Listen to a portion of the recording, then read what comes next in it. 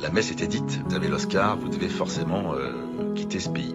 Eh ben non. Comme on entend, il a eu l'Oscar, il va forcément péter les plombs. Eh ben non. On n'est pas du tout obligé de péter les plombs. Si on est à peu près éduqué, si on est à peu près pas trop con, encore que il peut nous arriver de traverser cette bêtise, mais l'arrogance, le snobisme, moi je veux pas être le plus riche, hein.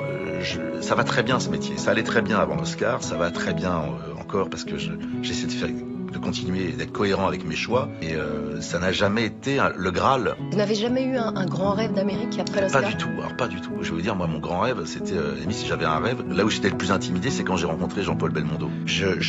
Déjà j'en revenais pas quand je faisais du café-théâtre et j'en vive. Quand je fais un gars et une fille, je me dis c'est merveilleux et en plus quand le cinéma vient vous voir, je dis mais elle est formidable cette vie. Et pourquoi Hollywood, c'est pas pour vous alors? Déjà parce que je ne comprends pas qu'un acteur français puisse bien jouer en anglais. Ça c'est ce que je pense. C'est quoi, c'est le speaking English Speaking English déjà, ça n'a aucun affaire. Alors moi, ce qui me concerne, vraiment, ça, la greffe ne prend pas. Je prends pas de plaisir à jouer en anglais. Je trouve ça assez exotique de le faire de temps en temps, comme j'ai pu le faire avec George Clooney ou dans le Wall Street. C'est assez amusant, mais parce que c'est exotique, parce que c'est rare. L'idée est quand même de revenir quand même à la maison mère.